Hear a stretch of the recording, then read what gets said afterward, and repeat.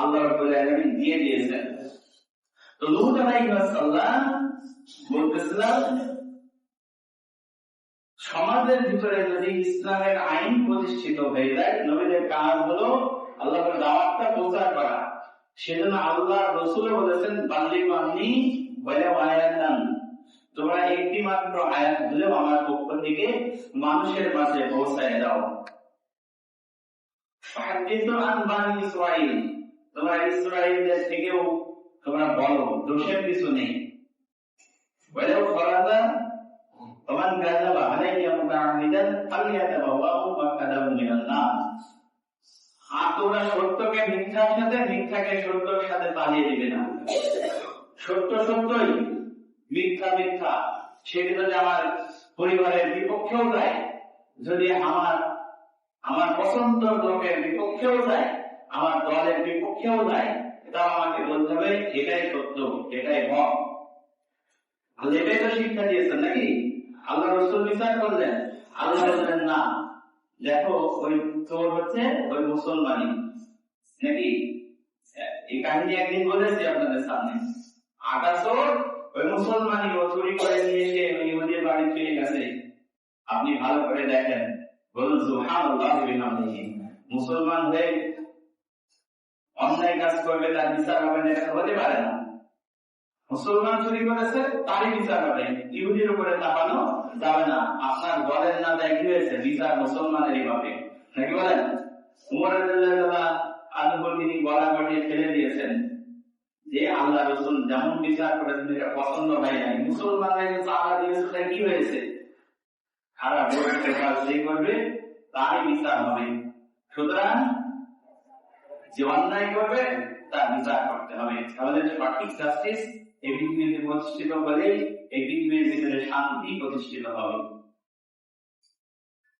আল্লাহ রাব্বুল আলামিন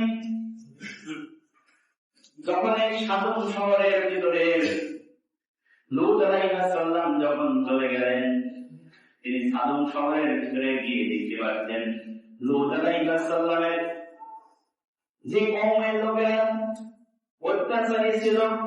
কেমন অত্যাচারী?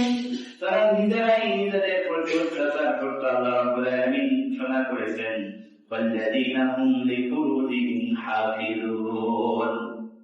হে ইমানদার লোকেরা, তোমরা যারা মুমিনের দাবি করো, তোমাদের উপরে অন্যতম একটি কাজ হবে তোমরা তোমাদের যৌনাঙ্গের ইবাদত করবে। অর্থাৎ অশ্লীলতা তোমাদেরকে পেয়ে বসবে না, জিনা ব্যভিচার তোমাদেরকে পেয়ে বসবে না, জিনার তোমরা ধারে পাশেও যাবে না। সেই জন্য তোমরা তোমাদের যৌনাঙ্গের ইবাদত করবে। খুব শক্ত করে আল্লাহ রাব্বুল আলামিন বলতেছেন যে যৌনাঙ্গের ইবাদত করতে হবে। ইল্লা আলা আসওয়াজিহিম আও মা মালাকাত আইমানুহুম ফাইন্নাহুম গায়রু মালুমিন। আর তোমরা তোমাদের স্ত্রীদের সাথে তোমরা যৌনা করতে পারবে। তোমরা দৈহিক সমস্ত সম্পর্ক তাদের সাথে চাহিদা মেটাতে পারবে। ওই স্ত্রীদের ব্যতি রেখে আর কারোর সাথে তোমরা যৌনাচার করতে পারবে না। এটা হচ্ছে জিনাহের কাজ। অশ্লীলতা, বেহায়াপনা, নির্লজ্জতা এর ধারে পাশেও তোমরা যাবে না। কে শিক্ষা দিচ্ছেন? কে শিক্ষা দিচ্ছেন বলেন? সবাই কথা বলেন। এই কথা কে বলছেন? আল্লাহ রাব্বুল আলামিন বলতেছেন। আপনারা কথা বলছেন কেন? ওখানে কথা বলেন না। যখন তেলাওয়াত করা হয় তখন চুপ থাকতে হবে। কথা বলা কাদের কাজ?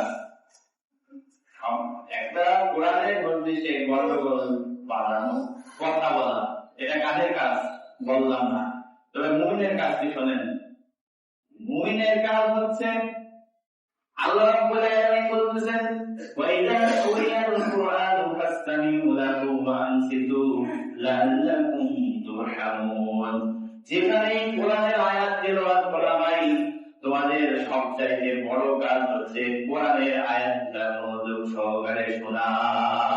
কোরআনের আয়াত শুনতে হবে, কথা বলবেন না। এবারে বসেন,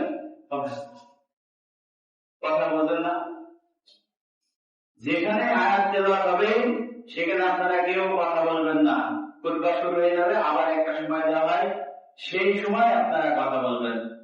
এর ভিতরে কোনো কথা বলবেন না। তাহলে কি হয়? আল্লাহ রাগান্বিত হয়। আল্লাহ বলতেছেন, যদি কোরআন শোনে আল্লাহ বলছেন লাআল্লাকুম তুরহামুন, তাদের উপরে আমার রহমত নাযিল করে দিই। বলুন সুবহানাল্লাহ। বিপরীত একটা থাকবে না? বিপরীত তো থাকবে। তাহলে আল্লাহর বদল নিয়ে কি এখান থেকে আমরা যেতে চাই? আল্লাহর রহমত পাওয়ার আশা এখানে এসেছি। কথা বলুন। আমি কি আমার জন্য বললাম কথাটা?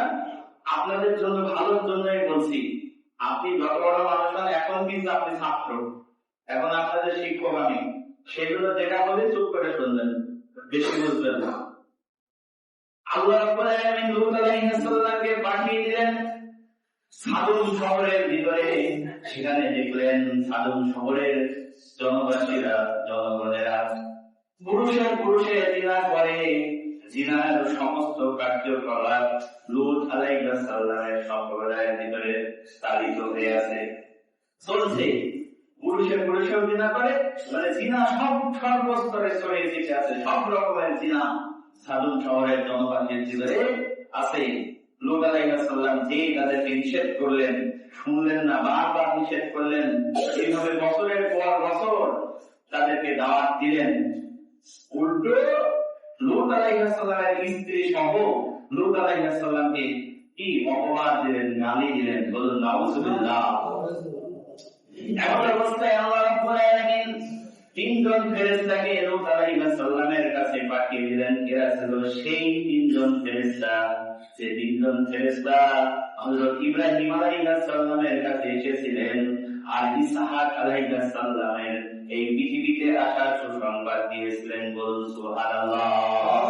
ইব্রাহিম আলাইহিস সালাম এসে বললেন যে এখন সারা আলাইহিস সালামের পেটে আপনার একজন সন্তান হযরত ঈসা আলাইহিস সালামকে আপনাকে আল্লাহ রাব্বুল আলামিন দান করেছেন।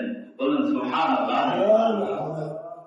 সেই তিনজন ফেরেশতা সুসংবাদ দিয়ে লূত আলাইহিস সালামের কাছে চলে এসেছেন। এসে বলতেছেন লূত আলাইহিস সালামের একজন কন্যা পানি তুলতেছেন।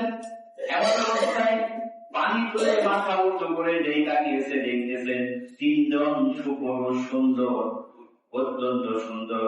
এরকম মানুষ তারা জীবনেও দেখতে পায় নাই। এরকম সুন্দর সুপুরুষ দেখে লূত আলাইহিস সালামের কন্যা সন্তান তিনি ভয় পেয়ে গেছেন। তারা বলতেছে ভয় পেয়ে না, তোমাদের এখানে কি একটু থাকার জায়গা হবে নাকি? বন্যারা বলতেছে আপনারা এখানে দাঁড়ান, আমি না বলা পর্যন্ত বাইরে ভিতরে আসবেন না। কন্যা চলে গেলেন। যে বিদাকে বললেন বিদা এরম জিনিস আমি দেখে আসলাম, আমি তাদেরকে নিষেধ করে এসেছি। লূত আলাইহিস সালাম খুব দ্রুত তাদের কাছে চলে আসলেন আর বললেন আপনারা কি চান? বলতেছে ফেরেশতা তিনজন বলতেছে আমরা আজকে আপনার এখানে থাকতে চাই, আপনি থাকতে দেবেন নাকি? বলতেছে না না, এখানকার আসলে চিনতে পারেনি তিনি না ফেরেশতা নাকি, না এখানে থাকা যাবে না। এখানে যদি আপনারা থাকে তাহলে আমার উপরে ওরা কলঙ্ক অপবাদ দেবে, বলবে ও হয়তো জিনার কাজে লিপ্ত আছে, সেই জন্য আপনি এখানে থাকতে পারবেন না। তারা বলল আমাদের যাওয়ার কোনো জায়গা নেই, আপনাকে এখানে আমাদেরকে থাকতে দিতে হবে। লূত আলাইহিস সালাম তাদের অনুরোধ রাখলেন আর বললেন তবে থাকতে পারবেন, কিন্তু এখনই আপনারা আমার সাথে আসতে পারবেন না। যখন অন্ধকার হয়ে যাবে, রাত্রি হয়ে যাবে, তখন আমার সাথে আপনারা আসবেন। রাত্রিবেলায় তাদেরকে নিয়ে গেল। লূত আলাইহিস সালামের স্ত্রী ওই তিনজন পুরুষকে দেখে, সুপুরুষ দেখে তিনি আসার জন্য বলেন।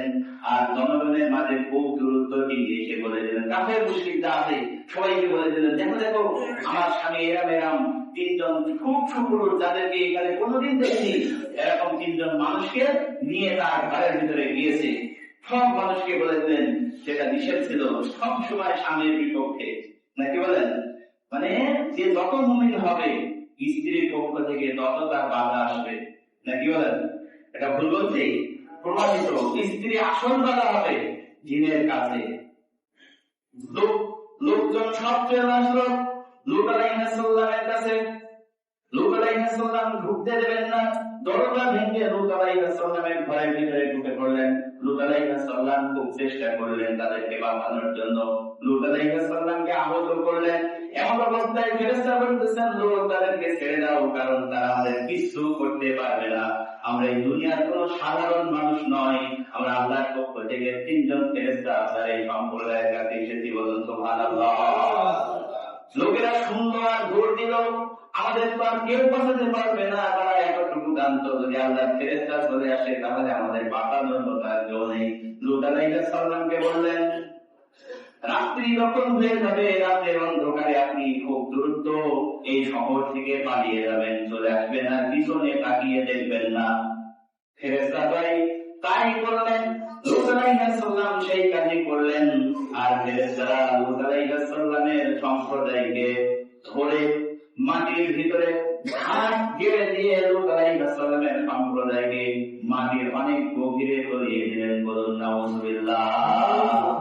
আল্লাহর হুকুমে তাদেরকে ধ্বংস করে দিলেন। এটা একটাই কারণ, কারণ তারা জিনাকারী ছিল। যত সম্প্রদায়কে এই পৃথিবী থেকে ধ্বংস করে ফেলা হয়েছে, একেবারে অনেক সবচেয়ে ঘৃণিত কাজ হচ্ছে জিনার কাজ করা। এই কাজ যারাই করেছে তাদেরকে মাটির অনেক গভীরে আল্লাহ রাব্বুল আলামিন দিয়ে দিয়েছেন। সেই জন্য আল্লাহ রাসূল হুকুম করে দিয়েছেন যারা জিনাকারী তাদেরকে মাটির অনেক গভীরে, যে 3.5 হাত যে আমরা কবর করি এরাম না, তাদেরকে আরো গভীরে মাটি দিতে হবে, কারণ সে নিজেই একজন ভাইরাস।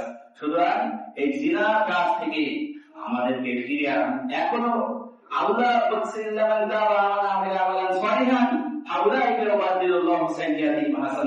কত বড় পাপ আপনি করেছেন, আল্লাহ রহমত তার চাইতে বড় বেশি।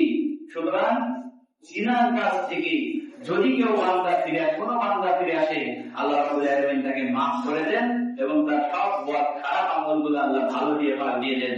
তবে এরকম কাজ করলে হবে না, ঠিক আছে হুজুরের মুখে তাই শুনলাম এখন থেকে করবো, ভবিষ্যতে একবার মাফ চেয়ে নেবো, তাই সব আমল হয়ে যাবে।